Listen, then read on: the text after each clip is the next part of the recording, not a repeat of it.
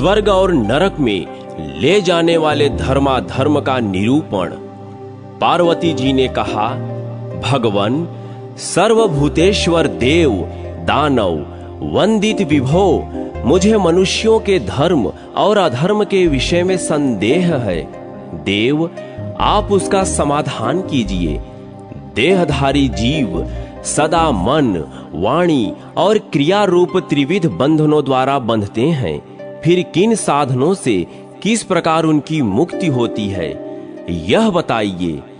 देव, किस स्वभाव से, कैसे कर्म से अथवा किन सदाचारों एवं सद्गुणों से संसार के मनुष्य स्वर्ग लोक में जाते हैं? शिव जी बोले, देवी, तुम धर्म और अर्थ के तत्व को जानने वाली और निरंतर धर्म में तत्पर रहने वाली हो। तुम्हारा प्रश्न सब प्राणियों के लिए हितकारी और उनकी बुद्धि को बढ़ाने वाला है। मैं उसका उत्तर देता हूँ, सुनो। जो मनुष्य सब प्रकार के लिंगों से रहित, सत्य धर्म के परायण तथा शांत हैं, जिनके सभी संशय नष्ट हो गए हैं, वे अधर्म या धर्म से नहीं बंधते। जो प्रलय और उत्पत्ति के तत्वज्ञ, सर्वज्ञ, सर्वदर्शी और वीतराग हैं, वे पुरुष कर्मों के बंधन से मुक्त हो जाते हैं। जो मन, वाणी और क्रिया द्वारा किसी की हिंसा नहीं करते तथा किसी के प्रति आसक्त नहीं होते, वे कर्म बंधन में नहीं पड़ते। जो प्राण संहार से दूर रहने वाले, सुशील, दयालु, प्रिय और अप्रिय को समान समझने वाले तथा जितेंद्रिय हैं, वे भी कर्मों में नहीं बंधते। जो सब प्राणियों पर दया रखते, सब जीवों के लिए विश्वास पात्र बने रहते और हिंसा पूर्ण बर्ताव का त्याग करते हैं, वे मनुष्य स्वर्ग लोक में जाने वाले हैं। जो पराये धन के प्रति कभी ममता नहीं रखते और पराई स्त्रियों से सदा दूर रहते हैं तथा जो धर्मतः प्राप्त अर्थ का ही उपभोग करने वाले हैं, वे मनुष्य स्वर्गगामी होते हैं। जो पर स्त्रियों के प्रति सदा माता, बहिन और पुत्री का सा बर्ताव करते हैं, वे मानव स्वर्गलोक में जाते हैं। जो केवल अपनी ही स्त्री के प्रति अनुराग रखते, ऋतुकाल आने पर ही पत्नी के साथ समागम करते तथा विषय सुखों के उपभोग में कभी आसक्त नहीं होते, वे ही मनुष्य स्वर्ग लोक के यात्री होते हैं। जो अपने सदाचार के कारण पराई स्त्रियों की ओर सदा आंखें बंद किए रहते हैं, इंद्रियों को अपने अधीन रखते और शील की सदा रक्षा करते हैं, वे मानव स्वर्गगामी होते हैं। यह देव मार्ग है, मनुष्यों को सदा इसका सेवन करना चाहिए। विद्वान पुरुषों को सदा उसी मार्ग का सेवन करना चाहिए जो वासना द्वारा निर्मित न हो, जिसमें किसी का व्यर्थ ही अपकार न होता हो और जहां दान, सत्कर्म, तपस्या, शील, शौच तथा दया भाव का दर्शन होता हो।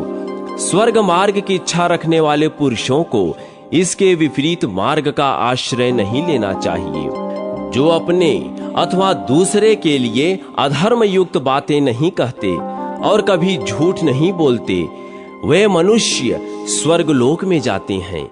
जो जीविका अथवा धर्म के लिए स्वेच्छा से ही कभी असत्य भाषण नहीं करते, अपितु स्पष्ट, कोमल, मधुर, पाप रहित एवं स्वागत पूर्ण वचन बोलते हैं, वे मनुष्य स्वर्गलोक में जाने के अधिकारी हैं। जो कठोर, कड़वी तथा निष्ठुर बातें मुंह से नहीं निकालते, चुगली नहीं खाते, साधुता से रहते हैं, कठोर भाषण और परद्रोह त्याग देते हैं तथा संपूर्ण भूतों के प्रति सम एवं जितेंद्रिय होते हैं, वे मनुष्य स्वर्गलोक में जाते हैं। जो शठों से बात नहीं करते, विरुद्ध कर्मों को त्याग देते हैं, कोमल वचन बोलते, क्रोध न करके मनोहर वाणी मुंह से निकालते और कुपित होने पर भी शांति धारण करते हैं, वे मानव स्वर्गगामी होते हैं।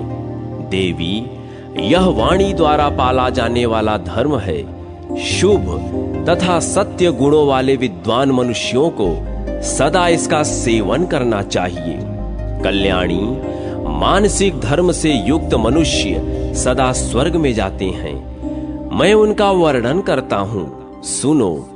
निर्जन वन में रखे हुए पराये धन पर जब दृष्टि पड़े, उस समय जो मन से भी उसे लेना नहीं चाहते वे स्वर्गगामी होते हैं। इसी प्रकार जो पराई स्त्रियों को एकांत में पाकर मन के द्वारा भी कामवश उन्हें नहीं ग्रहण करते, जो शत्रु और मित्र को सदा एक चित्त से अपनाते, शास्त्रों का अध्ययन करते, पवित्र एवं सत्य प्रतिज्ञ होते और अपने ही धन से संतुष्ट रहते हैं, जिनसे दूसरों को कष्ट नहीं पहुंचता और जिनके चित्त में सदा मैत्री का भाव बना रहता है, जो सब प्राणियों पर निरंतर दया भाव बनाए रहते हैं, वे मनुष्य स्वर्गलोक में जाने के अधिकारी हैं। जो ज्ञानवान, क्रियावान, क्षमावान, सुहृद प्रेमी, धर्माधर्म के ज्ञाता और शुभाशुभ कर्मों के फल संग्रह के प्रति उदासीन रहते हैं, जो पापियों को त्याग देते, देवताओं और द्विजों की सेवा में संलग्न रहते एवं गुरुजनों के आने पर खड़े होकर उनका स्वागत करते हैं, वे मानव स्वर्गलोक में जाते हैं। देवी, जो लोग शुभ कर्मों के फल स्वरूप स्वर्ग मार्ग पर जाते हैं, उनका मैंने वर्णन किया। अब तुम और क्या सुनना चाहती हो? पार्वती जी बोली, महेश्वर, मेरे मन में मनुष्यों के संबंध में एक और महान संशय है, अतः आप उसका भली भांति समाधान करें। प्रभो, मनुष्य किस कर्म से इस पृथ्वी पर बड़ी आयु प्राप्त करता है और किस कर्म से उसकी आयु क्षीण हो जाती है? आप कर्मों के परिणाम का वर्णन करें। शिव जी बोले, देवी, कर्मों का फल जैसे प्राप्त होता है उसका वर्णन करता हूं, सुनो। मर्त्यलोक में सब मनुष्य अपने अपने कर्मों का फल भोगते हैं। जो मनुष्य सदा हाथ में डंडा लेकर दूसरों के प्राणों का संहार करता, सर्वदा हथियार उठाकर प्राणियों की हिंसा किया करता, सब जीवों के प्रति निर्दय बना रहता, सदा सबको उद्वेग में डालता, कीट और पतंगों को भी शरण नहीं देता और अत्यंत निष्ठुरता पूर्ण बर्ताव करता है, वह नरक में पड़ता है। इसके विपरीत जो धर्मात्मा होता है उसे अपने स्वरूप के अनुरूप ही गति मिलती है। हिंसक नरक में और अहिंसक स्वर्ग में जाता है। नरकगामी मनुष्य नरक में पड़कर अत्यंत दुस्सह एवं भयंकर यातना भोगता है। जो कोई कभी उस नरक से निकलता है, वह यदि मनुष्य योनि में आता है तो भी वहां उसकी आयु बहुत ही थोड़ी होती है। देवी, जो शुभ कर्म करते हुए जीवन व्यतीत करता है, प्राणियों की हिंसा से दूर रहता है, जो शस्त्र और दंड का त्याग करके कभी किसी की हिंसा नहीं करता, न मरवाता है, न मारता है और न मारने वाले का अनुमोदन ही करता है, जिसका सभी प्राणियों के प्रति स्नेह है तथा जो अपने और पराये में समान भाव रखता है, ऐसा पुरुष सदा देव पद को प्राप्त होता है। देवी, वह अपने शुभ कर्मों से प्राप्त देवोचित सुख भोगों का प्रसन्नता पूर्वक उपभोग करता है। वह यदि कभी मनुष्य लोक में आता है तो उसकी बड़ी आयु होती है। यह बड़ी आयु वाले सदाचारी एवं पुण्यात्मा मनुष्यों का मार्ग है। जीवों की हिंसा का त्याग करने से इसकी प्राप्ति होती है। यह ब्रह्मा जी का कथन है। पार्वती जी ने पूछा, भगवान, कैसे शील और सदाचार वाला पुरुष किन कर्मों अथवा किस दान से स्वर्ग में जाता है? महादेव जी बोले, जो ब्राह्मण का सत्कार करने वाला तथा दीन दुखी और कृपण आदि को भक्ष्य, भोज्य, अन्न, पान एवं वस्त्र देने वाला है, जो यज्ञ मंडप, धर्मशाला, पौशाला तथा पुष्करणी बनवाता है, मन और इंद्रियों को वश में करके शुद्ध भाव से नित्य नैमित्तिक आदि कर्म करता है। आसन, शैया, सवारी, घर, रत्न, धन, खेती की उपज तथा खेत आदि वस्तुओं का सदा शांत चित्त से दान करता है। देवी, ऐसा मनुष्य देवलोक में जन्म लेता है, वहां दीर्घ काल तक उत्तम भोगों का उपभोग करते हुए नंदन आदि वनों में अप्सराओं के साथ प्रसन्नता पूर्वक विहार करता है। देवी, वहां से च्युत होने पर वह मनुष्यों के सौभाग्यशाली कुल में जो धन धान्य से संपन्न होता है जन्म लेता है। वह मानव समस्त मनोवांछित गुणों से युक्त, प्रसन्न, प्रचुर, भोग सामग्रियों से संपन्न एवं धनवान होता है। पार्वती, जो दानशील महाभाग प्राणी है, ब्रह्मा जी ने उन्हें सर्वप्रिय बतलाया है। इनके सिवा दूसरे मनुष्य ऐसे हैं जो देने में कृपण होते हैं। वे मूर्ख घर में रहते हुए भी किसी को अन्न नहीं देते। दीनों, अंधों, कृपणों, दुखियों, याचकों और अतिथियों को देखकर मुंह फेर लेते हैं। उनके याचना करते रहने पर भी अनसुनी करके पीछे लौट जाते हैं। कभी किसी को धन, वस्त्र, भोग, स्वर्ग, गौ और भांति भांति के खाद्य पदार्थ नहीं देते। जो लोभी, नास्तिक और दान रहित होते हैं, वे अज्ञानी मनुष्य नरक में पड़ते हैं। काल चक्र के परिवर्तन से उन्हें जब कभी मनुष्य योनि में आना पड़ता है, तब वे निर्धन कुल में जन्म लेते हैं। बुद्धि भी उनकी बहुत थोड़ी होती है। यहाँ वे भूख प्यास का कष्ट सहते हैं। सब लोग उन्हें समाज से बहिष्कृत किए रहते हैं। वे सब भोगों से निराश हो पाप पूर्ण वृत्ति से जीवन निर्वाह करते हैं। उनका जन्म ऐसे कुल में होता है जहां भोग सामग्री बहुत थोड़ी होती है, अतः वे अल्प भोग परायण होते हैं। देवी, इस प्रकार दान न करने से मनुष्य निर्धन होते हैं। उनके भिन्न अन्य मनुष्य दंभी और अभिमानी होते हैं। वे मंद बुद्धि मानव आसन देने योग्य गुरुजन के आने पर उन्हें पीढ़ा तक नहीं देते।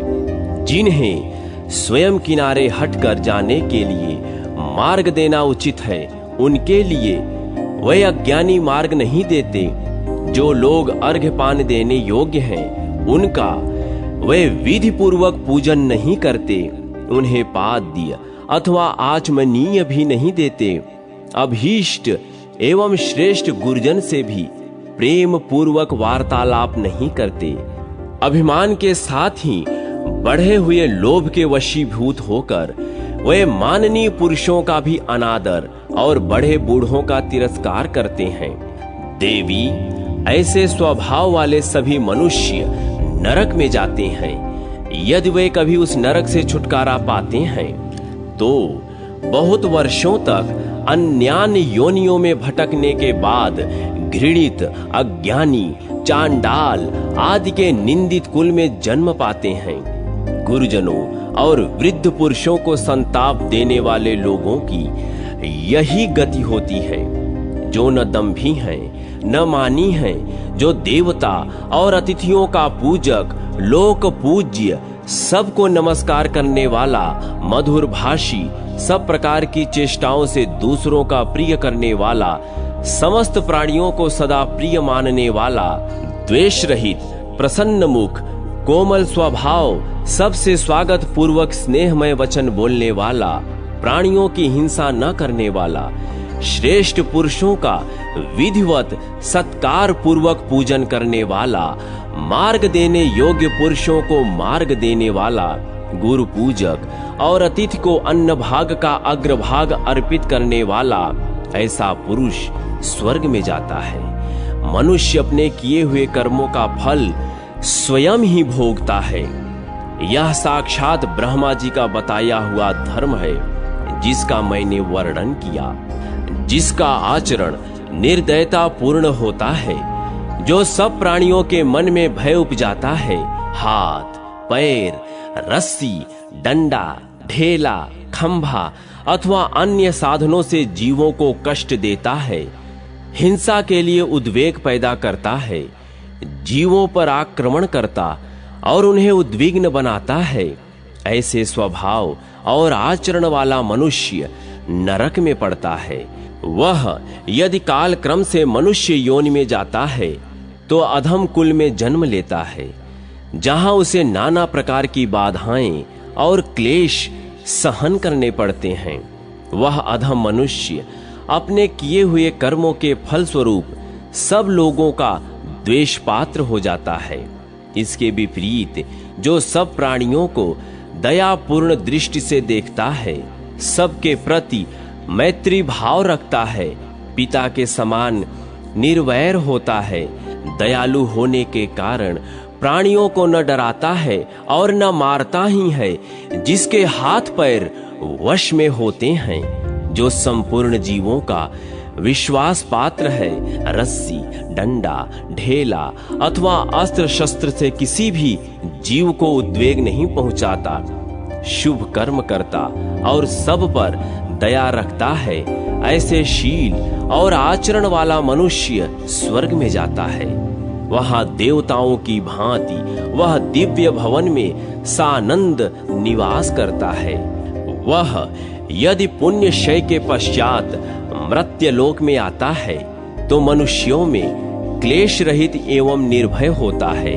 वह सुख से जन्म लेता और अभ्युदयशील होता है, सुख का भागी तथा उद्वेग शून्य होता है। देवी, यह साधु पुरुषों का मार्ग है जहां किसी प्रकार की बाधा नहीं है। पार्वती जी ने पूछा, भगवान, कुछ मनुष्य उहापोह में कुशल दिखाई देते हैं, अतः कृपया बताइए किस कर्म से मनुष्य बुद्धिमान होते हैं, तथा जो लोग जन्म से ही अंधे, रोगी तथा नपुंसक देखे जाते हैं, उनके वैसे होने से क्या कारण है, यह बताने की कृपा करें। महादेव जी बोले, जो लोग वेद वेत्ता, सिद्ध तथा धर्मज्ञ ब्राह्मणों से प्रतिदिन शुभाशुभ कर्म पूछते हैं और अशुभ का त्याग करके शुभ कर्म का सेवन करते हैं, वे इस लोक में सुख से रहते और अंत में स्वर्गगामी होते हैं। ऐसे लोग जब फिर कभी मनुष्य योनि में आते हैं तब बुद्धिमान होते हैं, जिसका वेदाध्ययन यज्ञानुष्ठान में सहायक होता है, वह कल्याण का भागी होता है। जो पराई स्त्रियों पर को दृष्टि डालते हैं, वे उस दुष्ट स्वभाव के कारण जन्मांध होते हैं। जो दूषित मन से पराई स्त्री को नंगी देखते हैं, वे पापी मनुष्य इस लोक में रोग से पीड़ित होते हैं। जो मूर्ख और दुराचारी मानव पशुवाद के साथ मैथुन करते हैं, वे मानव नपुंसक होते हैं। जो पशुओं को बांधे रखते और गुरु पत्नी गमन करते हैं, वे मनुष्य भी नपुंसक होते हैं। पार्वती जी ने पूछा, देवश्रेष्ठ, कौन सा कर्म अनित्य है? क्या करने से मनुष्य कल्याण का भागी होता है? महादेव जी बोले, जो कल्याणमय मार्ग की इच्छा रखता हुआ सदा ब्राह्मणों से उसकी जिज्ञासा करता है, जो धर्म का अन्वेषण और गुणों की अभिलाषा करता है, वह स्वर्ग में जाता है। देवी, यदि कभी वह फिर मनुष्य योनि में आता है तो मेधावी और धारणा शक्ति से युक्त होता है। यह सत्पुरुषों का धर्म सबका कल्याण करने वाला है, अतः इसी पर चलना चाहिए। यह मैंने मनुष्यों के हित के लिए बतलाया है। पार्वती जी ने पूछा, भगवान, कुछ लोग व्रत और तप से भ्रष्ट एवं राक्षस के समान देखे जाते हैं और कुछ मनुष्य यज्ञ परायण दृष्टिगोचर होते हैं। यह किस कर्म विपाक का फल है? महादेव जी ने कहा, देवी, लोक धर्म के प्रतिपादक शास्त्र और प्राचीन मर्यादा को प्रमाण मानकर जो उसका अनुसरण करते हैं वे दृढ़ संकल्प एवं यज्ञ तत्पर देखे जाते हैं।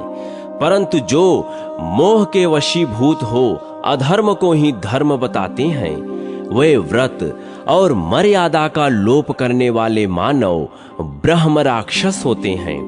उन्हीं में से जो लोग काल क्रम से यहाँ फिर मनुष्य योनि में जन्म लेते हैं वे होम और वशटकार से शून्य एवं मनुष्यों में अधम होते हैं। देवी, मैंने तुम्हारे संदेह का निवारण करने के लिए यह मनुष्यों के शुभाशुभ कर्म का निरूपण किया है।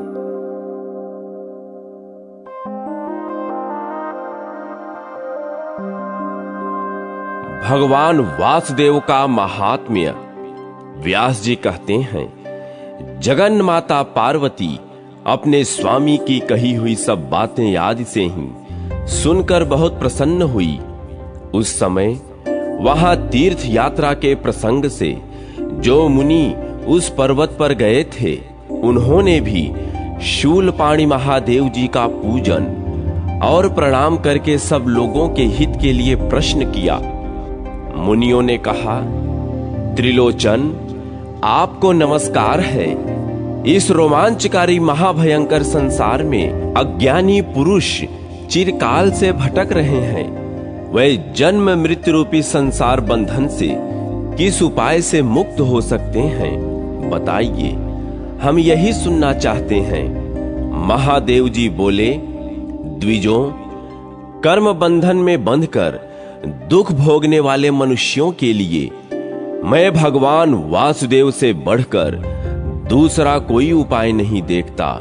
जो शंख, चक्र और गदा धारण करने वाले भगवान वासुदेव का मन, वाणी और क्रिया द्वारा विधि पूर्वक पूजन करते हैं वे परम गति को प्राप्त होते हैं। जिनका मन जगन में भगवान वासुदेव में नहीं लगा उनके जीवन से और पशुओं की भांति चेष्टा से क्या लाभ हुआ। मुनियों ने कहा, सर्वलोक वंदित पिनाकधारी भगवान शंकर, हम भगवान वासुदेव का महात्म्य सुनना चाहते हैं। महादेव जी बोले, सनातन पुरुष श्री हरि ब्रह्मा जी से भी श्रेष्ठ हैं। उनका श्री विग्रह श्याम वर्ण है। उनकी कांति जाम्बुनद नामक सुवर्ण के समान है। वे मेघ रहित आकाश में सूर्य की भांति प्रकाशित होते हैं। उनके 10 भुजाएं हैं। वे महातेजस्वी और देव शत्रुओं के नाशक हैं। उनके वक्ष स्थल में श्री वत्स का चिन्ह शोभा पाता है। वे इंद्रियों के नियंता और संपूर्ण देव वृंद के अधिपति हैं। उनके उदर से ब्रह्मा का और मस्तक से मेरा प्रादुर्भाव हुआ है। सिर के बालों से नक्षत्र और ग्रह तथा रोमावलियों से देवता और असुर उत्पन्न हुए। उनके शरीर से ऋषि और सनातन लोक प्रकट हुए हैं। वह साक्षात ब्रह्मा जी तथा संपूर्ण देवताओं के निवास स्थान हैं। वे ही इस संपूर्ण पृथ्वी के रचयिता और तीनों लोकों के स्वामी हैं। स्थावर जंगम भूतों का संहार करने वाले वे ही हैं। वे देवताओं के भी देवता और रक्षक हैं। शत्रुओं को ताप देने वाले, सर्वज्ञ, सर्वस्त्रष्टा, सर्वव्यापी और सब और मुख वाले हैं। तीनों लोकों में उनसे बढ़कर दूसरी कोई वस्तु नहीं है। वे सनातन महाभाग गोविंद के नाम से विख्यात हैं। देवताओं के कार्य की सिद्धि के लिए मानव शरीर में अवतीर्ण होकर वे समस्त भूपालों का युद्ध में संहार करेंगे। भगवान विष्णु के बिना देवगण अनाथ हैं, अतः उनके बिना वे संसार में देव कार्य की सिद्धि नहीं कर सकते। संपूर्ण भूतों के नायक भगवान विष्णु समस्त प्राणियों द्वारा वंदित हैं। वे देवताओं के नाथ, कार्य कारण ब्रह्म स्वरूप और ब्रह्म ऋषियों को शरण देने वाले हैं। ब्रह्मा जी उनकी नाभि में हैं और मैं शरीर में, संपूर्ण देवता भी उनके शरीर में सुखपूर्वक स्थित हैं। वे भगवान कमल के समान नेत्र धारण करते हैं। उनके गर्भ में श्री का निवास है। वे सदा लक्ष्मी के साथ रहते हैं। श्रांग नामक धनुष, सुदर्शन चक्र और नंदक नामक खंग उनके आयुध हैं। संपूर्ण नागों के शत्रु गरुण उनकी ध्वजा में विराजमान हैं। उत्तम शील, शौच, इंद्रिय संयम, पराक्रम, वीर्य, सुदृढ़ शरीर, ज्ञान, सरलता, कोमलता, रूप और बल आदि सभी गुणों से वे सुशोभित हैं। उनके पास संपूर्ण दिव्यास्त्रों का समुदाय है। उनके योग मायामय सहस्त्रों नेत्र हैं। वे विकराल नेत्रों वाले भी हैं। उनका हृदय विशाल है। वे अपनी वाणी से मित्रजनों की प्रशंसा करते हैं। कुटुंबी और बंधुजनों के प्रेमी हैं।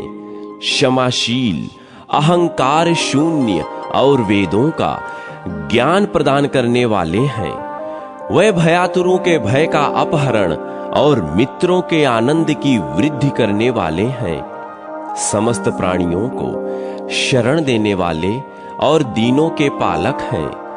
शास्त्रों के ज्ञाता और ऐश्वर्य संपन्न हैं। शरण में आए हुए मनुष्यों के उपकारी और शत्रुओं को भय देने वाले हैं।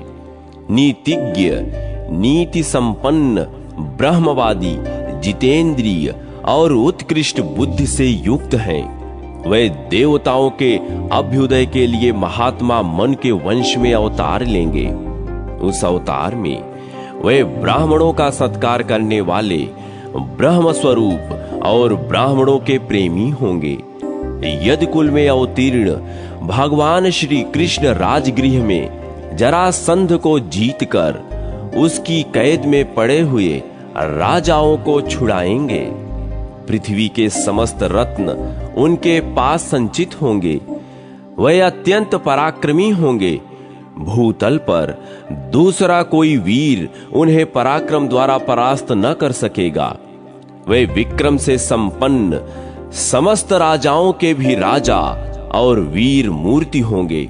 भगवान वासुदेव द्वारका में रहते हुए दुर्बुद्धि दैत्यों को पराजित करके इस पृथ्वी का पालन करेंगे। आप सब लोग ब्राह्मणों तथा श्रेष्ठ पूजन सामग्रियों के साथ भगवान की सेवा में उपस्थित हो।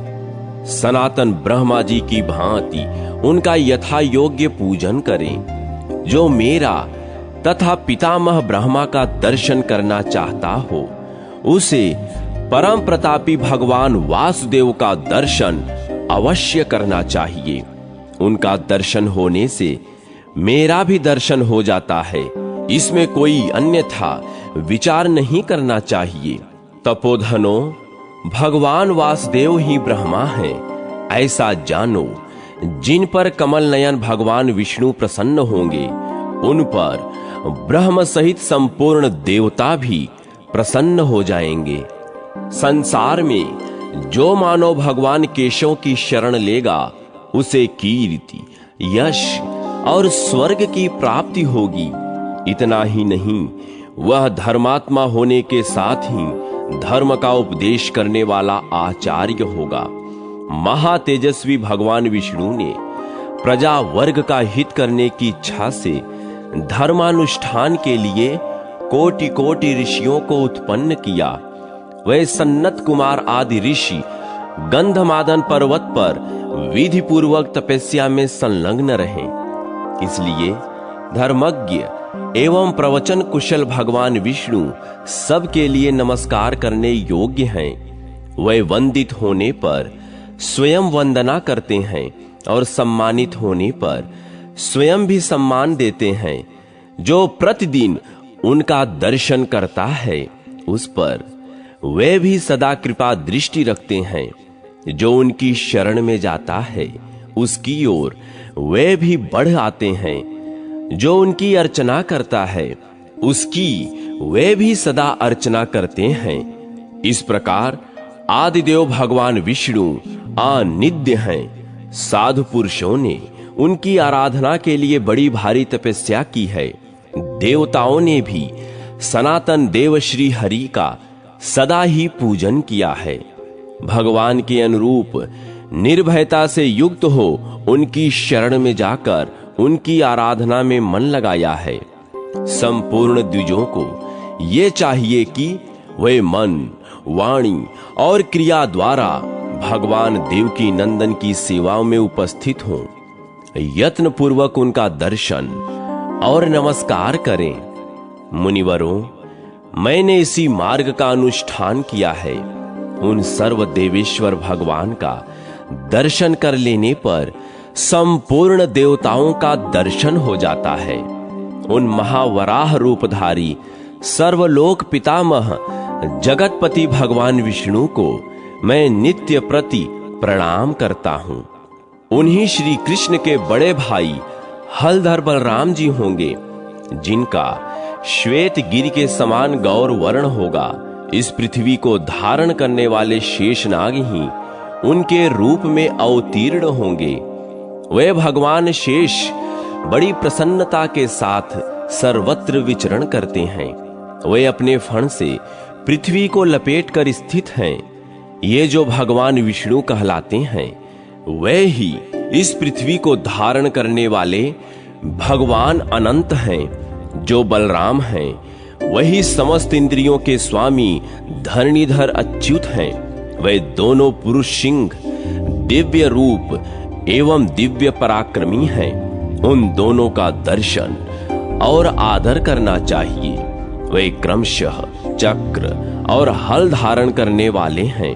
तपोधनों, मैंने तुम लोगों से भगवान के अनुग्रह का यह उपाय बताया है। अतः तुम सब लोग प्रयत्न पूर्वक यदुश्रेष्ठ भगवान वासुदेव का पूजन करो। श्री वासुदेव के पूजन की महिमा तथा एकादशी को भगवान के मंदिर में जागरण करने का महात्म्य, ब्रह्म राक्षस और चांडाल की कथा। मुनियों ने कहा, महर्षि, हमने भगवान श्री कृष्ण का अद्भुत महात्म्य सुना।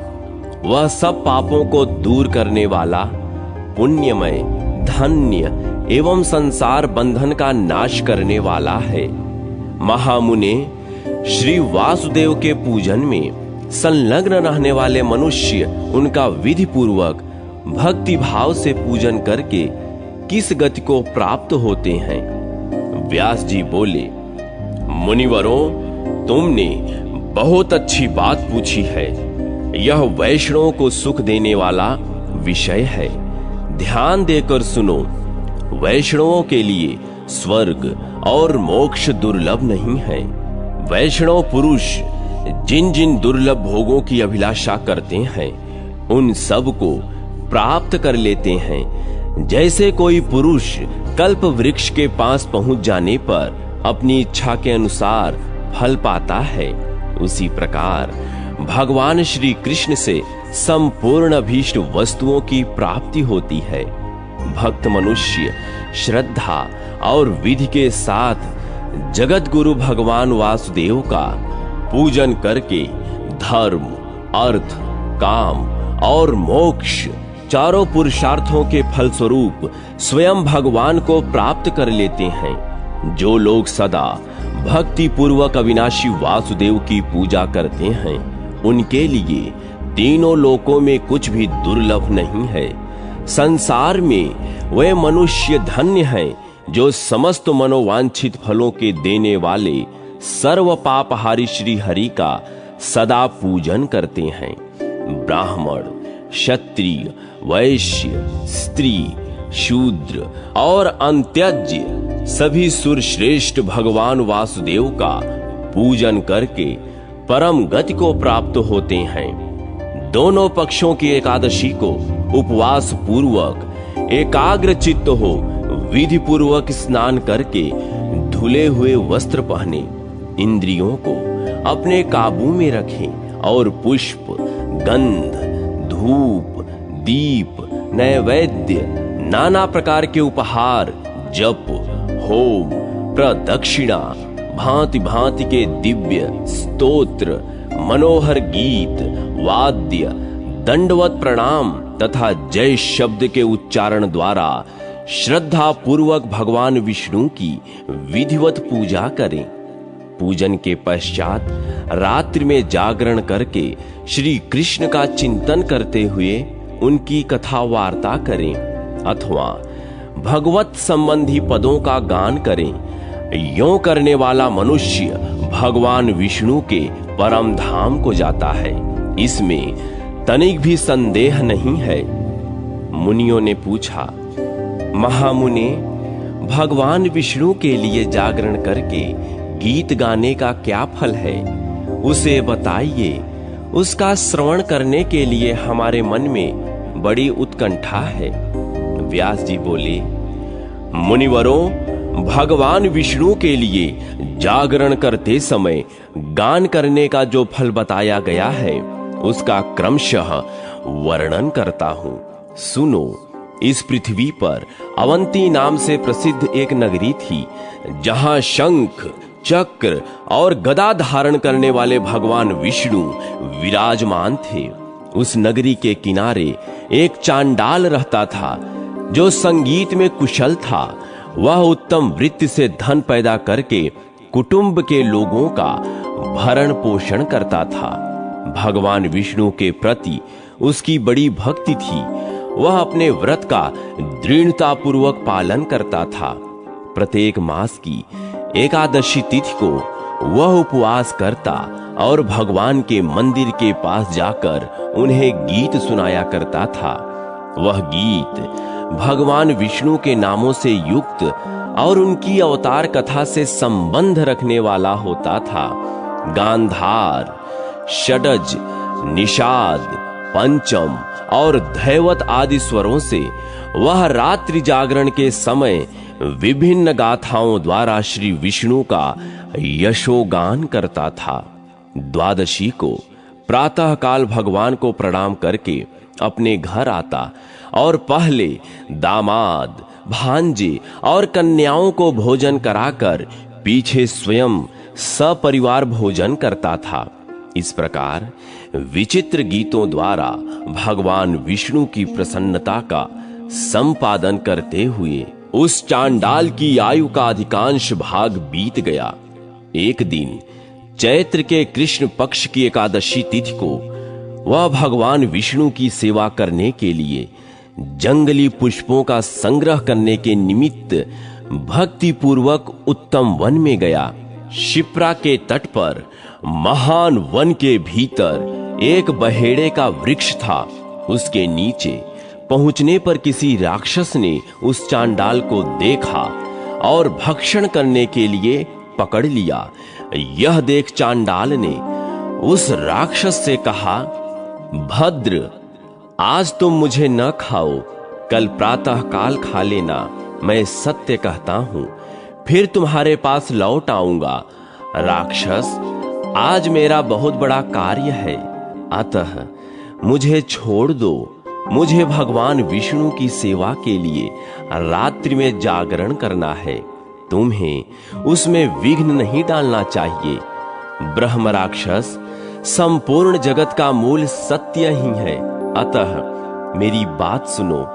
मैं सत्य की शपथ खाकर कहता हूं, पुनः तुम्हारे पास लौट आऊंगा। पराई स्त्रियों के पास जाने और पराये धन को हड़प लेने वाले मनुष्यों को जिस पाप की प्राप्ति होती है, ब्रह्म हत्यारे, शराबी और गुरु पत्नी गामी तथा शूद्र जाति स्त्री से संबंध रखने वाले द्विज को जो पाप होता है, कृतघ्न, मित्रघाती, दोबारा ब्याही हुई स्त्री के पति, क्रूरतापूर्ण कर्म करने वाले पुरुष, कृपण तथा वंध्या के अतिथि को जो पाप लगता है, अमावस्या, अष्टमी, षष्ठी और दोनों पक्ष की चतुर्दशी में स्त्री समागम से जो पाप होता है, ब्राह्मण यदि रजस्वला स्त्री के पास जाए अथवा श्राद्ध करके स्त्री समागम करे उससे जो पाप लगता है, मल भोजन करने पर जिस पाप की प्राप्ति होती है, मित्र की पत्नी के साथ संभोग करने वालों को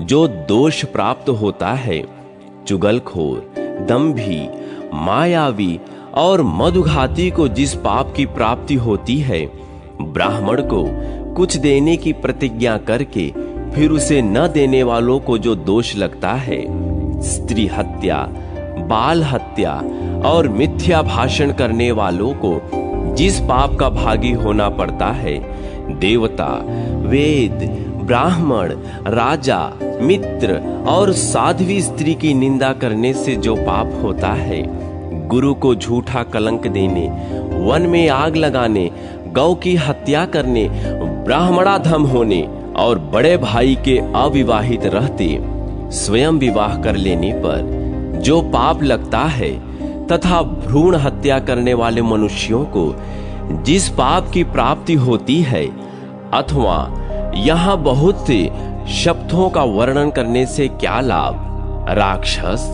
एक भयंकर शपथ सुन लो, यद्यपि वह कहने योग्य नहीं है तो भी कहता हूं। अपनी कन्या को बेचकर जीविका चलाने वाले, झूठी गवाही देने एवं यज्ञ के अनधिकारी से यज्ञ कराने वाले मनुष्यों को जिस पाप का भागी होना पड़ता है, तथा सन्यासी और ब्रह्मचारी को काम भोग में आसक्त होने पर जिस पाप की प्राप्ति होती है, उक्त सभी पापों से मैं लिप्त हूं यदि तुम्हारे पास लौटकर न आऊं। चांडाल की यह बात सुनकर ब्रह्म राक्षस को बड़ा विस्मय हुआ। उसने कहा, जाओ, सत्य के द्वारा अपनी की हुई प्रतिज्ञा का पालन करना। राक्षस के यों कहने पर चांडाल फूल लेकर भगवान विष्णु के मंदिर पर आया। उसने सभी फूल ब्राह्मण को दे दिए। ब्राह्मण ने उन्हें जल से धोकर उनके द्वारा भगवान विष्णु का पूजन किया और अपने घर की राह ली। किंतु चांडाल ने मंदिर के बाहर ही भूमि पर बैठकर उपवास पूर्वक गीत गाते हुए रात भर जागरण किया। रात बीती, सवेरा हुआ और चांडाल ने स्नान करके भगवान को नमस्कार किया। फिर अपनी प्रतिज्ञा सत्य करने के लिए वह राक्षस के पास चल दिया। उसे जाते देख किसी मनुष्य ने पूछा, भद्र, कहां जाते हो? चांडाल ने सब बातें कह सुनाई। तब वह मनुष्य फिर बोला, यह शरीर धर्म, अर्थ, काम और मोक्ष चारों पुरुषार्थों का साधन है। अतः विद्वान पुरुष को बड़े यत्न से इसका पालन करना चाहिए। मनुष्य जीवित रहे तो वह धर्म, अर्थ, सुख और श्रेष्ठ मोक्ष गति को प्राप्त कर लेता है। जीवित रहने पर वह कीर्ति का भी उपार्जन करता है। संसार में मरे हुए मनुष्यों की कोई चर्चा नहीं करता। उसकी बात सुनकर चांडाल ने युक्ति युक्त वचनों में उत्तर दिया, भद्र, मैंने शपथ खाई है, अतः सत्य को आगे करके राक्षस के पास जाता हूं। तब उस मनुष्य ने फिर कहा, साधो, तुम ऐसी मूर्खता क्यों करते हो? क्या तुमने मनु जी का यह वचन नहीं सुना है? गौ, स्त्री और ब्राह्मण की रक्षा के लिए विवाह के समय रथ के प्रसंग में प्राण, संकट काल में सर्वस्व का अपहरण होते समय इन 5 अवसरों पर असत्य भाषण से पाप नहीं लगता। उस मनुष्य का कथन सुनकर चांडाल ने पुनः उत्तर दिया, आपका कल्याण हो। आप ऐसी बात मुंह से न निकालें। संसार में सत्य का ही आदर होता है। भूतल पर जो कुछ भी सुख सामग्री है वह सत्य से ही प्राप्त होती है। सत्य से ही सूर्य तपता है। सत्य से ही जल में रस की स्थिति है। सत्य से ही आग जलती और सत्य से ही वायु चलती है। मनुष्यों को सत्य से ही धर्म, अर्थ, काम और दुर्लभ मोक्ष की प्राप्ति होती है। अतः सत्य का परित्याग न करें। लोक में सत्य ही परब्रह्म है, यज्ञों में भी सत्य ही सबसे उत्तम है तथा सत्य स्वर्ग से आया हुआ है, इसलिए सत्य को कभी नहीं छोड़ना चाहिए। यों कहकर वह चांडाल उस मनुष्य को चुप कराकर उस स्थान पर गया जहां प्राणियों का वध करने वाला ब्रह्म राक्षस रहता था। चांडाल को आया देख ब्रह्म राक्षस के नेत्र आश्चर्य से चकित हो उठे। उसने सिर हिलाकर कहा, महाभाग, तुम्हें साधुवाद, तुम वास्तव में सत्य वचन का पालन करने वाले हो। तुम तो सत्य स्वरूप हो, मैं तुम्हें चांडाल नहीं मानता। तुम्हारे इस कर्म से मैं तुम्हें पवित्र ब्राह्मण समझता हूं। तुम्हारे मुख में कल्याण का निवास है। अब मैं तुमसे धर्म संबंधी कुछ बातें पूछता हूं। बताओ, तुमने भगवान विष्णु के मंदिर में कौन सा कार्य किया? मातंग ने कहा, सुनो, मैंने मंदिर के नीचे बैठकर भगवान के सामने मस्तक झुकाया और उनका यशोगान करते हुए सारी रात जागरण किया। ब्रह्म राक्षस ने फिर पूछा, बताओ, तुम्हें इस प्रकार भक्ति पूर्वक विष्णु मंदिर में जागरण करते कितना समय व्यतीत हो गया? चांडाल ने हंसकर कहा, राक्षस, मुझे प्रत्येक मास की एकादशी को जागरण करते 20 वर्ष व्यतीत हो गए। यह सुनकर ब्रह्म राक्षस ने कहा, साधो, अब मैं तुमसे जो कुछ कहता हूं वह करो। मुझे एक रात के जागरण का फल अर्पण करो। महाभाग, ऐसा करने से तुम्हें छुटकारा मिल जाएगा, अन्यथा मैं 3 बार सत्य की दुहाई देकर कहता हूं कि तुम्हें कदापि नहीं छोड़ूंगा। यों कहकर वह चुप हो गया। चांडाल ने कहा, निशाचर, मैंने तुम्हें अपना शरीर अर्पित कर दिया है, अतः अब दूसरी बात करने से क्या लाभ? तुम मुझे इच्छानुसार खा जाओ। तब राक्षस ने फिर कहा, अच्छा, रात के 2 ही पहर के जागरण और संगीत का पुण्य मुझे दे दो। तुम्हें मुझ पर कृपा करनी चाहिए। यह सुनकर चांडाल ने राक्षस से कहा, यह कैसी बेसिर पैर की बात करते हो? मुझे इच्छानुसार खा लो, मैं तुम्हें जागरण का पुण्य नहीं दूंगा। चांडाल की बात सुनकर ब्रह्म राक्षस ने कहा, भाई, तुम तो अपने धर्म कर्म से सुरक्षित हो। कौन ऐसा अज्ञानी और दुष्ट बुद्धि का पुरुष होगा जो तुम्हारी ओर देखने, तुम पर आक्रमण करने अथवा तुम्हें पीड़ा देने का साहस कर सके? दीन, पापग्रस्त, विषय विमोहित, नरक पीड़ित और मूढ़ जीव पर साधु पुरुष सदा ही दयालु रहते हैं। महाभाग, तुम मुझ पर कृपा करके एक ही याम के जागरण का पुण्य दे दो अथवा अपने घर को लौट जाओ। चांडाल ने फिर उत्तर दिया, न तो मैं अपने घर लौटूंगा और न तुम्हें किसी तरह एक याम के जागरण का पुण्य ही दूंगा।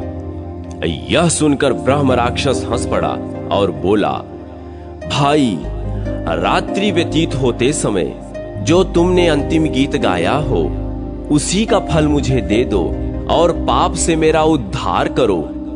तब चांडाल ने उससे कहा, यदि तुम आज से किसी प्राणी का वध न करो तो मैं तुम्हें अपने पिछले गीत का पुण्य दे सकता हूं, अन्यथा नहीं।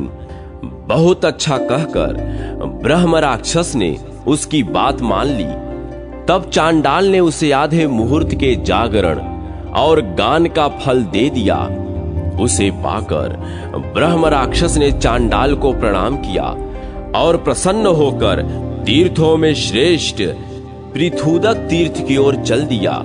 वहां निराहार रहने का संकल्प लेकर ब्रह्म राक्षस ने प्राण त्याग दिया।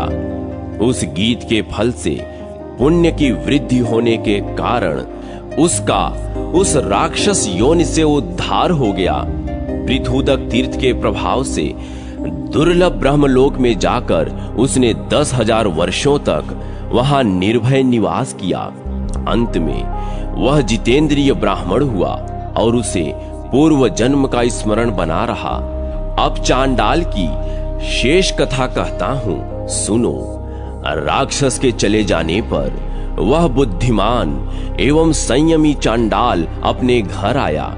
उस घटना से चांडाल के मन में बड़ा वैराग्य हुआ।